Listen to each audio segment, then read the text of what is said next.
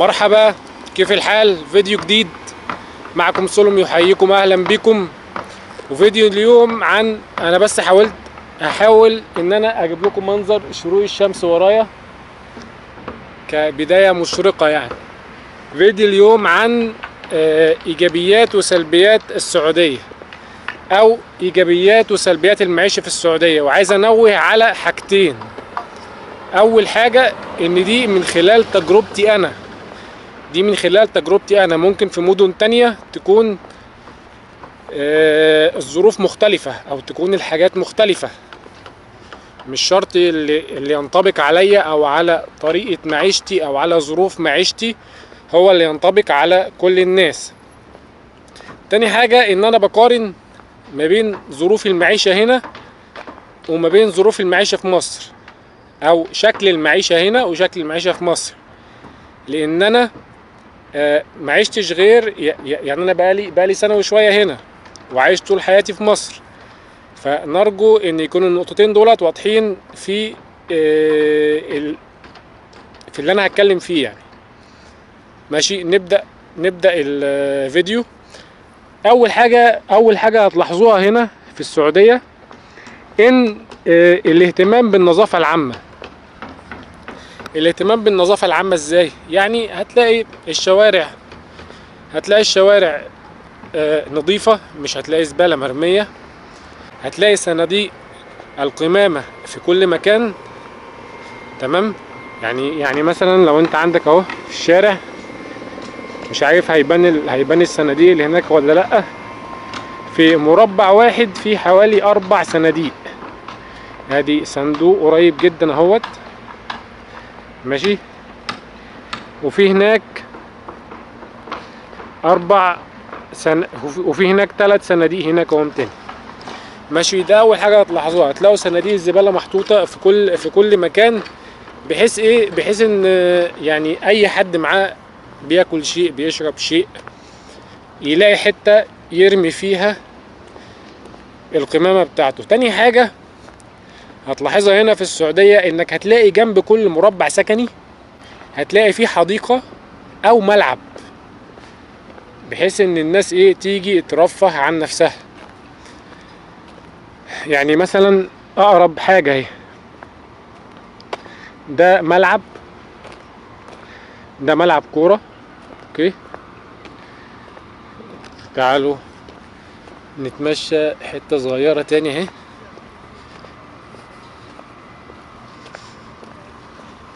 عاملين ايه يا جماعه؟ هتلاقي هنا برضو في ملعب تاني، ماشي. ولو اتمشينا كده هتلاقي طبعا جنب الملعب ده هتلاقي فيه حديقة. الناس بتيجي تقعد فيها تريح فيها. هتلاقي فيه مصاطب كده محطوطة عشان الناس تقعد، ماشي. دي اقرب حتة انا صورت فيها. انا هصور لكم في كذا حتة تانية. علشان ما يقتصرش على مكان واحد بس. تمام. هتلاقي هنا برضو صناديق الزبالة هنا محطوطة. ده صندوق اهو يا جماعة. اوكي، بصوا، تعالوا شوفوا.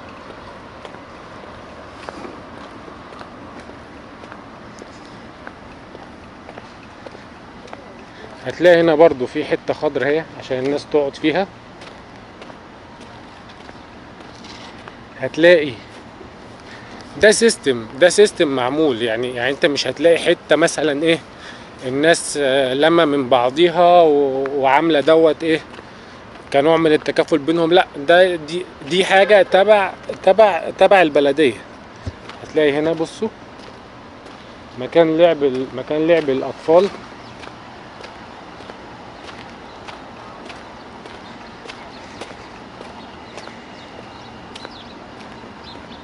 هتلاقي هنا برضو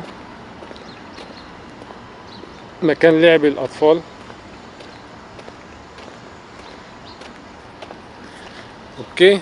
وهتلاقي فيه حمامات عامة، ماشي. الحمامات اهيت ده حمام رجالي وده حمام نسائي او على يعني حسب. اوكي ماشي. دوت سيستم، ده سيستم موجود. انا بتكلم على المكان اللي انا قاعد فيه، الدمام. ده سيستم هتلاقيه في اي حته في الدمام، يعني اي حته انت متخيلها كده هتروحها هتلاقي فيها نفس السيستم ده. بس طبعا هتلاقي الملاعب مختلفه. يعني الحته ده ملعب اهو، يعني 3 ملاعب في حته واحده. دوت انت تخش تلعب فيه لو انت جايب مجموعه من صحابك بتخش تلعب. اوكي.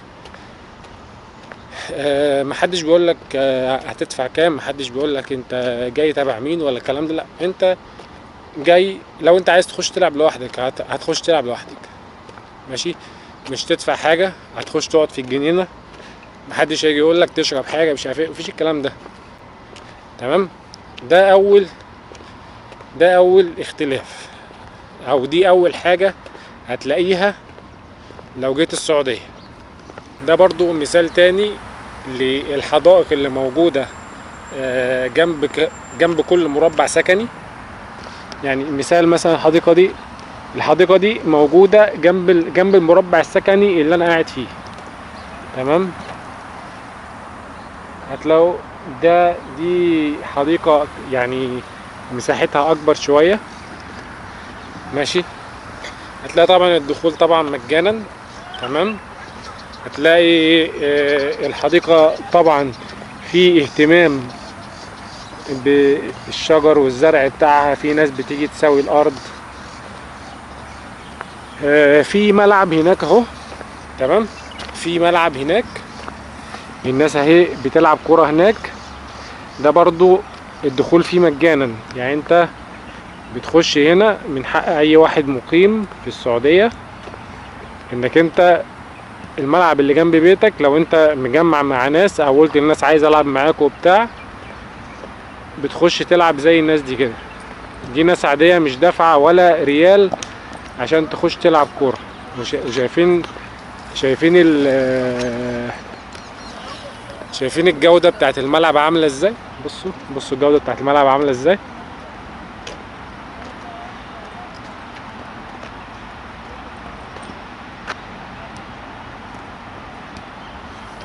تمام. دي تاني حاجة هتلاحظوها. في برضو مضمار جري هناك اهو. في ناس عشان اللي عايز يجري او عايز يتمشى يمارس رياضة. ماشي. هتلاقي في برضو مضمار جري هناك عشان اللي عايز يمارس رياضة. دي اول ايجابية في السعودية. تاني ايجابية في السعودية سهولة اجراء المعاملات الخاصة بيك. المعاملات الخاصة بيك اللي هي عبارة عن ايه؟ مثلا عندك واحد، لو انت عايز تعمل الهوية بتاعة الإقامة بتاعتك، هوية مقيم، كل اللي بتعمله انك انت بتروح في جهاز هنا في السعودية في نظام، في حاجة اسمها ابشر دوت هو النظام اللي فيه كل بياناتك. يعني في اقامتك اقامتك رقمها كام. ابشر ده اللي من خلاله بتعرف تعمل اي حاجة. كل حاجة هنا في السعودية رقمية، او اغلبية الحاجات رقمية. فانت مش زي مصر مثلا بتروح السجل المدني وتصور صورتين ومش عارف ايه والكلام ده. لا، مفيش الكلام ده. يعني انا الصورة بتاعتي في ابشر انا مصور بالموبايل ورافعها على ابشر. تمام. بتروح على جهاز اسمه ابشر 5 دقايق بالظبط. فاكرين ادوارد في فيلم عسل اسود لما قال 5 دقايق؟ هم هنا 5 دقايق بالظبط. بتروح بتلاقي جهاز خدمة ذاتية اسمه ابشر بيكون موجود مثلا في مول كبير. بيكون موجود هو غالبا بيكون موجود في مول يعني. فبتخش بتدخل انت اول مرة بتدخل رقم الحدود تقريبا. تمام. بتدخل رقم الحدود، بتدخل رقم الباسبور بتاعك او حاجة زي كده. بيطلع لك الكارنيه وانت واقف. يعني بتدخل حاجات بسيطة جدا. لازم يكون معاك كارت موبايل. تمام. بتدخل بيانات صغيرة جدا، بيطلع لك هوية المقيم بتاعتك وانت واقف في 5 دقايق بالظبط. مش محتاج انك انت تلف لفة وتاخد ميعاد تاني وتيجي تروح تاني والكلام ده. كذلك الامر، انت بقى اول مرة عملت الهوية بتاعتك من خلال جهاز ابشر، انت الشركة بتاعتك بتجدد لك اقامتك. مش محتاج انك انت بقى تقعد تلف وتروح والكلام ده. هي لا، الشركة بتجدد لك الكترونيا، بيجي لك رسالة على الموبايل بتاعك بتقول لك ان ايه، الهوية بتاعتك اتجددت، اقامتك اتجددت. اقامتك دي يعني كل حاجة، يعني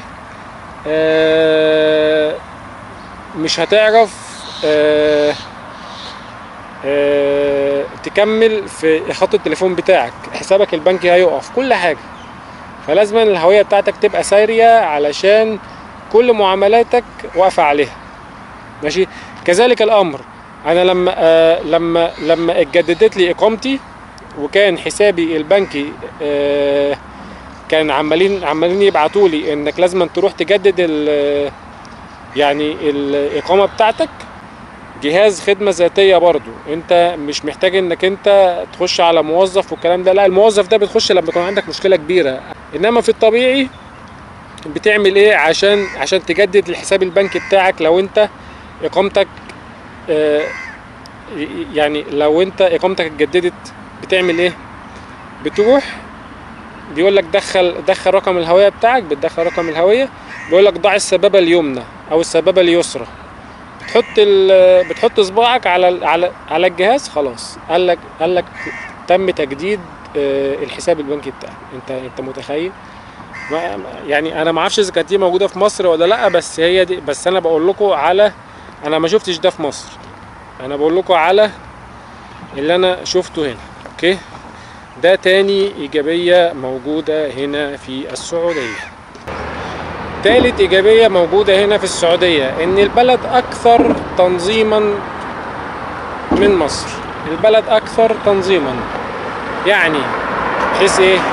هتلاقي هنا اشارات مرور، ماشي. والكلام ده موجود في اي حته، يعني انت مثلا مش موجود في حتت اللي هي الجامده بس، وهتلاقي حتت نص ما فيهاش التزام باشارات المرور، او هتلاقي اشاره المرور مش شغاله. لا، ما فيش الكلام ده. ممكن ساعات تلاقي اشاره المرور اللي هي بتاعه عبور المشاة تلاقيها مش شغاله، ممكن. لكن اشاره المرور بتاعه العربيات مستحيل، او صعب. يعني انا ما شفتش ده بصراحه. صعب جدا جدا جدا انك انت تلاقيها مش شغاله، فاهمين؟ فهتلاقي اشاره مرور زي كده، تمام، محطوط احمر، العربيات واقفه، مش هتلاقي فيه عساكر واقفه، مش هتلاقي فيه ضباط واقفين. صعب، يعني صعب جدا جدا جدا. هتلاقي في حاله واحده بس، يعني بصوا اشاره العربيات هناك، مثلا اشاره المرور هناك اهي، ماشي، الناس واقفه. هتلاقي هنا فتحه، الناس ايه، مش محتاجه ان حد يقول لها عدي ولا الكلام ده. هتلاقي هنا واقفه، ماشي، الطريق الجانبي ده شغال، ماشي. فالبلد هنا اكثر تنظيما من حيث اشارات المرور وسير العربيات. هتلاقي عسكري او ضابط واقف في حاله واحده بس، في وقت الذروه، وقت خروج الموظفين، وقت خروج المدارس، الكلام دوت. وهتلاقيه واقف مثلا ايه في حته معينه، مش هتلاقيه واقف في كل الاماكن. يعني انت هنا ظهور او يعني تعامل الشرطه معاك بتبقى في اضيق الحدود قوي، بيبقوا منتشرين في كل مكان. بتلاقي فيه كل ما انت ماشي بتلاقي فيه عربيه شرطه ماشيه، بتلاقي فيه عربيه شرطه واقفه، بيبقى لها مكان محدد. بس هتلاقي تعاملهم معاك او احتكاكهم بيك بيبقى بسيط قوي، بيبقى في اضيق الحدود. فهتلاقي مثلا في وقت الذروه هتلاقي فيه عسكري واقف او ضابط واقف، بيكون واقف يعني ايه، بيظبط حته معينه، بيوقف العربيات وبيعدي طريق معين. ومش هتلاقيه واقف في كل الاماكن، هتلاقيه واقف في حته معينه، تمام. رابع ايجابيه موجوده في السعوديه، سرعة النت ما شاء الله كويسة جدا. هتلاقي النت منتشر في كل مكان. هتروح مول، هتروح كافيه، هتروح جنب كافيه، هتروح مثلا سوبر ماركت، ساعات تمام. في السكن بتاعك هتلاقي النت متوفر unlimited، وهتلاقي السرعة كويسة، وهتلاقي بسعر بسيط جدا. يعني انت مثلا هتلاقي هتدفع لو انت في بيت، هتلاقي متوسط الاشتراك بتاعك 30 ريال في الشهر، تمام، اللي هو المنزلي، وهتلاقي unlimited، تمام، والسرعة ما شاء الله كويسة جدا. فدي ميزة كبيرة جدا موجودة هنا في السعودية، انك انت بسعر كويس، بسعر بسيط، هيكون متوفر ليك نت، زائد ان النت منتشر في كل مكان. خامس ايجابية موجودة هنا في السعودية، وهي ثبات الاسعار بالنسبة للطعام والشراب. يعني ما شاء الله انا من ساعة ما جيت هنا من سنة وشوية، سعر الطعام والشراب ثابت تقريبا ما اتغيرش. فدي برضو ميزة من الميزات الكبيرة. يعني انت هتروح مثلا في اي سوبر ماركت كبير، هتبقى عارف ان الست ازايز مية سعرهم 5 ريال في 90% من السوبر ماركتات الكبيرة. السوبر ماركتات الصغيرة طبعا الناس اللي هي فاتحة دكان صغير او شيء من هذا القبيل بتلاقي طبعا مغير في السعر. لكن هتروح اي سوبر ماركت هتلاقي سعر المية ثابت، هتلاقي سعر مثلا الخبز ثابت ريال، هتلاقي سعر الألبان كلها ثابتة مكتوب عليها السعر حتى، تمام. هتلاقي مثلا تغير من سوبر ماركت لسوبر ماركت، هتلاقي في تغير في السعر. هتلاقي مثلا تغير في السعر في الرز، في اللحوم، ماشي، في الحاجات التانية. لكن ألبان سعر ثابت، مية سعر ثابت، خبز سعر ثابت في كله. وهتلاقي يعني متوسط الفرق في اللحوم وبقية الحاجات مش هتلاقيه متقارب، ماشي. وهتلاقي في تنافس ما بين السوبر ماركات. يعني هتلاقي هنا غالي يوم، هتلاقي هنا رخيص يوم، وهكذا، تمام. كذلك بالنسبة لللبس، بالنسبة للملابس، يعني هتلاقي في تنافس رهيب جدا جدا جدا ما بين كل المحلات اللي هي بتبيع الملابس. هتلاقي في تنافس كبير جدا، فهتعرف تلاقي الحاجة اللي تناسبك، وهتلاقي بالسعر اللي يناسبك. ودلوقتي نيجي بقى للسلبيات. اول سلبية ان الجو حر جدا جدا جدا جدا جدا، ونسبة الرطوبة عالية جدا. يعني انت صعب جدا انك تخرج تتمشى الا بالليل بتلاقي الناس كلها في الشارع، بتلاقي بقى الناس قاعدة في الحدائق، ناس بتمشى في الشارع. غير كده يا اما انت قاعد في بيتك. يعني الساعة دلوقتي 8 الصبح، الساعة دلوقتي 7:15، تمام، 7:15 الصبح، ومش عايز اقول لكم انا يعني حاسس بايه، درجة الحرارة عالية جدا، تمام. فدي اول سلبية، انك انت مش هينفع تخرج وتتمشى بالنهار يعني، ماشي. تاني شيء نسبة العربيات هنا، او عدد العربيات. عدد العربيات كبير جدا جدا جدا بطريقة انتوا ما تتخيلوهاش. يعني انا في مصر 120 مليون، انا ما شفتش كمية العربيات دي. والدمام او السعودية عموما زي ما حد قال لي ان الطرق مصممة انك ما ينفعش تخرج، او مصممة انك انت كل فرد معاه عربية. لو انت معكش عربية في السعودية هتعاني معاناة جامدة جدا، والله العظيم. ليه؟ عدد عربيات كبير جدا جدا جدا فانت يعني بصوا الساعة 7 وده الساعة 7:30 الصبح، وده طريق اساسا جانبي، يعني ما هوش طريق مش طريق اساسي قوي يعني. عدد العربيات مهول ماشي. فلو انت معكش عربية في السعودية هتعاني في التنقل، وده اللي بيجيبنا لثالث سلبية في السعودية، ان تمن المواصلات عالي جدا. تمن المواصلات عالي جدا. في باص في المنطقة الشرقية، بس الباص يعني اعداده محدودة، وممكن مثلا في طريق زي اللي انا بعوز اروح فيه من مكان السكن للشغل،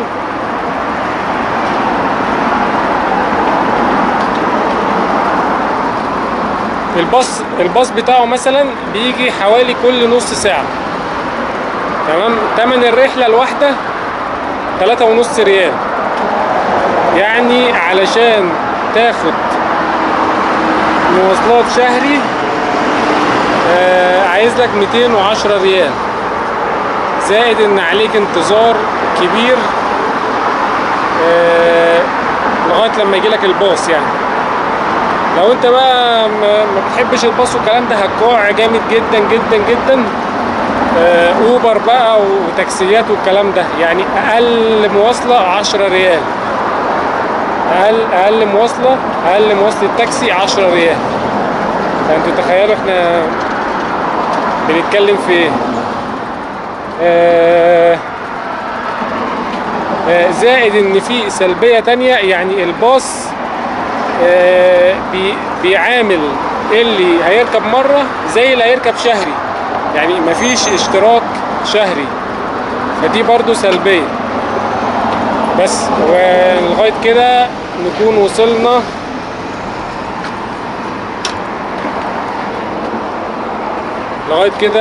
وصلنا لنهاية حلقتنا النهاردة، او نهاية الفيديو بتاعنا النهاردة.